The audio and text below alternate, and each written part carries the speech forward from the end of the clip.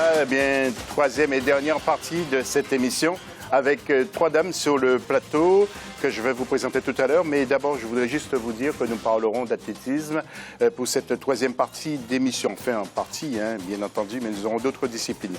Et le plateau avec trois gazelles, je vous l'avais dit, si vous le permettez, Marie-Christine Casier. Bonjour. Ancienne gazelle des pistes. C'est Marie-Josée Pérec qu'on appelait comme ça, mais on peut vous appeler aussi également. Bonjour, oui, José. Bonjour.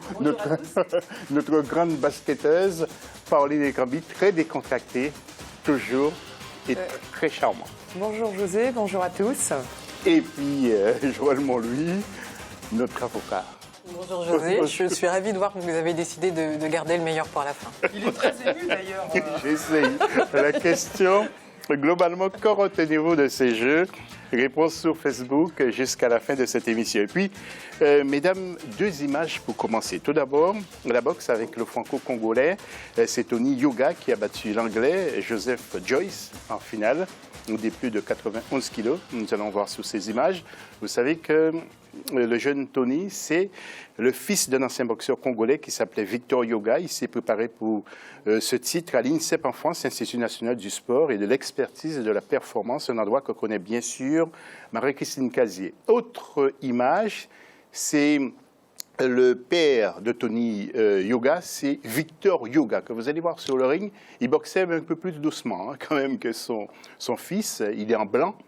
Et puis, vous allez voir juste après, Estelle Mosseli, qui est donc la femme de Tony, médaillée olympique également. Et bien entendu, il compte s'épouser dans les prochains mois. Je vous rappelle bien qu'Estelle Mosseli est de père guadeloupéen et de mère ukrainienne. Alors, Marie-Christine Casier, globalement, qu'est-ce que vous retenez de ces jeux? Je sais que c'est l'athlétisme qui vous a marqué en particulier. Non, mais en général, je pense que c'est des jeux qui ont été une réussite sur le plan organisation, sur le plan festivité, notamment la cérémonie d'ouverture et également pour la fin de ces jeux, une moisson de médailles. Et puis surtout, ce que je retiens, c'est c'est à chaque fois, que ça soit dans n'importe quel sport, l'athlète a été au bout de lui-même, avec de la joie et de la tristesse aussi pour certains. Oui, c'était des jeux où chaque athlète avait vraiment envie de représenter son pays et envie de faire quelque chose en termes donc de résultats, le meilleur de soi-même. Oui, alors Pauline Ekambi, vous c'est le basket, mais les Français ont déçu quelque part, bon, nos pays aussi africains. Oui, en fait, ce que je retiens effectivement, beaucoup d'émotions, que ce soit de la joie, ou de la tristesse. Je dis les Français parce qu'il y avait beaucoup d'originaires d'Afrique. Tout à fait, tout à fait, j'avais bien compris, José. Et effectivement, là, il y a une déception au niveau de l'équipe de France masculine de basket parce que c'était la dernière de Tony Parker et en général, quand on s'arrête, on aime s'arrêter sur un podium.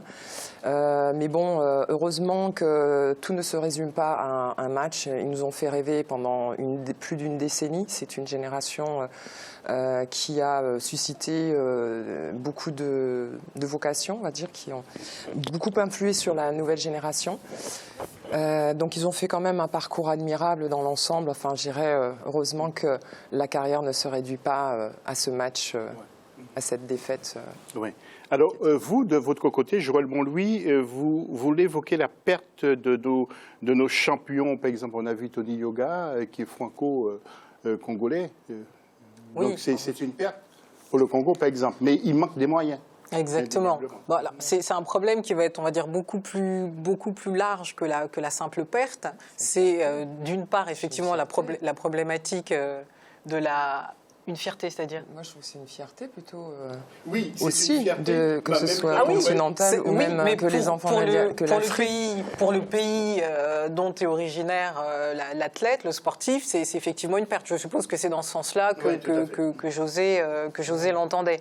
Donc là, on revient sur la problématique, effectivement, de la naturalisation qu'on avait eu l'occasion d'évoquer, notamment avec Marie-Christine, et les problématiques économiques, etc., qu'on qu'on peut avoir. Mais en tout cas, moi, ce que je retiendrai des JO, c'est effectivement ces 45 médailles et ce record. Mais surtout, ce qui est très important, c'est qu'on s'extrait de l'hyperdépendance à l'athlétisme parce qu'on se rend compte qu'au final, le continent s'est distingué dans plus de 11 disciplines. C'est une première. Et je pense que ça n'augure que de très bonnes choses pour la fin, notamment pour les JO 2020. Oui, alors avant de retrouver Marie-Christine Casier, et qui aura aussi une nouvelle très importante à nous annoncer, des images qui concernent justement Pauline Ekambi, qui va commenter pour nous. Ce sont les finales de volleyball. Tout d'abord, la victoire du Brésil face à l'Italie.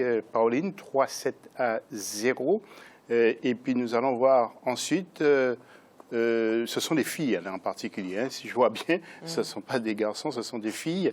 Et puis nous allons enchaîner avec le basket, ce sont les Chinoises. Et puis là, le basket, ce sont les hommes cette fois-ci, donc qui ont gagné la finale, donc pas Marie-Christine, mais Pauline, avec les Kevin Durant, les Jordan, les Curry, Irving, les Thompson, les Paul George, vraiment des grands messieurs qui ont marqué ces Jeux Olympiques. Quelques mots, Pauline? Alors, avec les deux finales. Alors, bon, pour moi, les États-Unis ont gagné les deux. Hein. En basket, là. Oui, en basket. D'accord, ouais, parce que j'étais partie sur le volley tout à l'heure. Je devais commenter le volley parce que c'est votre spécialité avant tout. Tous les sports. Oui, le volleyball. Si vous voulez dire un petit mot sur le volleyball. Pour moi, les volleyeuses, c'est logique, puisque après le football, c'est quand même un sport très populaire, c'est culturel là-bas, volleyball, beach volley. Voilà, pour clore le sujet sur le volley. Alors pour le basket, c'est une victoire logique aussi pour les Américains. Il faut savoir qu'ils dominent depuis des décennies aussi. C'est un pays que vous connaissez bien aussi. Oui, tout à fait, pour y avoir évolué en collège et NCAA.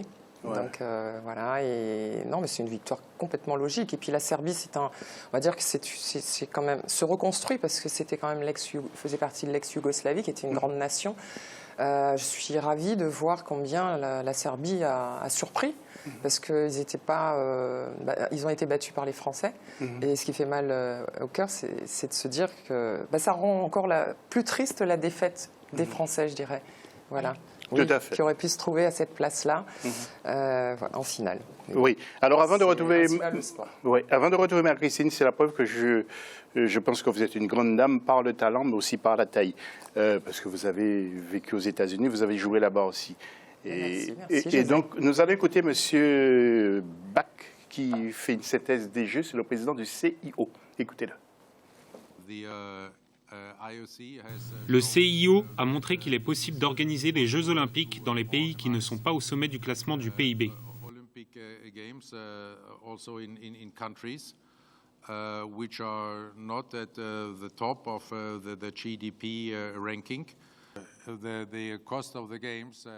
Le coût des Jeux n'a pas explosé.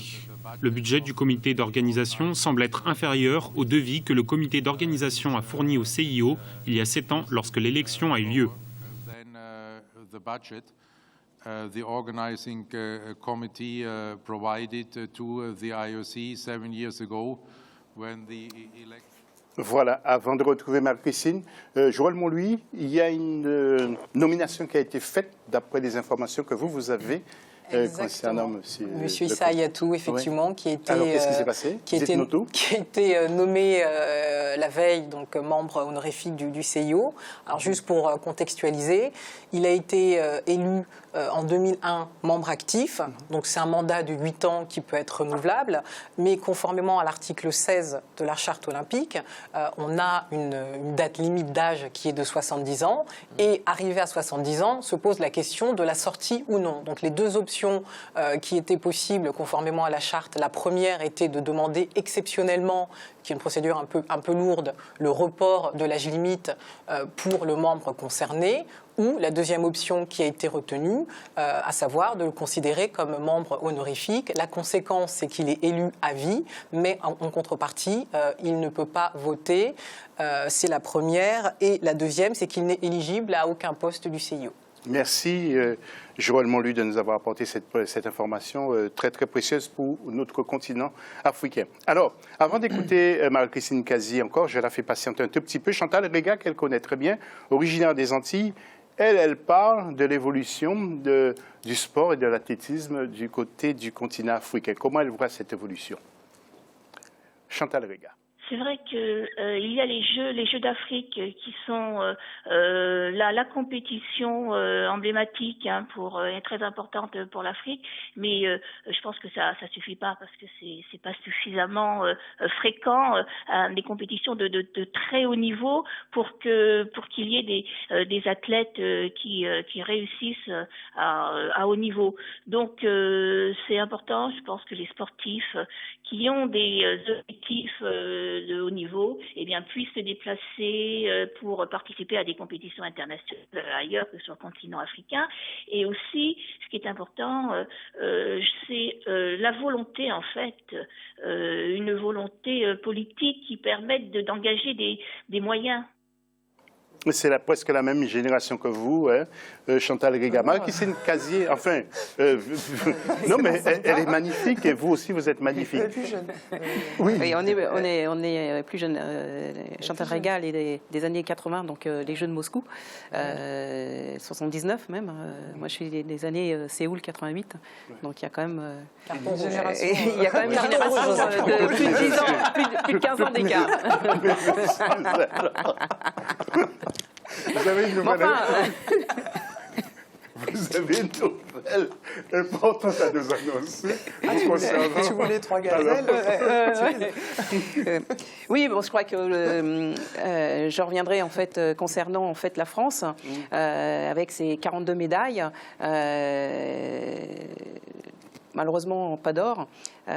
Donc ça, c'était un petit peu une petite déception de ce côté-là. Et vous allez peut-être changer les choses parce que vous avez une information importante. Vous êtes candidate à la présidence de la Fédération française d'athlétisme. Oui, c'est vrai. J'ai officiellement donc annoncé ma candidature.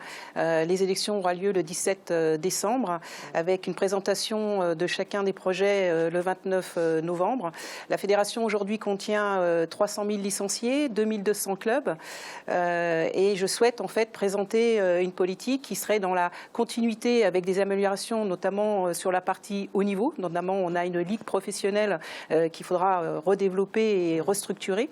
Une ligue amateur, puisque aujourd'hui la fédération est une association loi 1901. Pourquoi pas en fait avoir une ligue professionnelle et puis développer également tout le restant, c'est-à-dire les clubs que viennent en fait les champions, viennent des clubs avec des entraîneurs de clubs qu'il faudra aussi professionnaliser à travers des partenaires privés. D'accord. De toute façon, vous reviendrez nous voir. Je vous espérer si vous êtes élu. En tout cas, nous allons croiser les doigts pour que vous soyez élus. Alors, mesdames, je vais vous demander un petit commentaire sur ces images de la cérémonie de clôture. Pauline, vous n'avez pas beaucoup parlé non plus encore. Magnifique, hein? Oui, magnifique. Et puis, ce que je trouve encore plus beau dans ces JO par rapport au continent africain, c'est ils ont aussi créé l'exploit en ayant beaucoup plus de médailles qu'en 2012.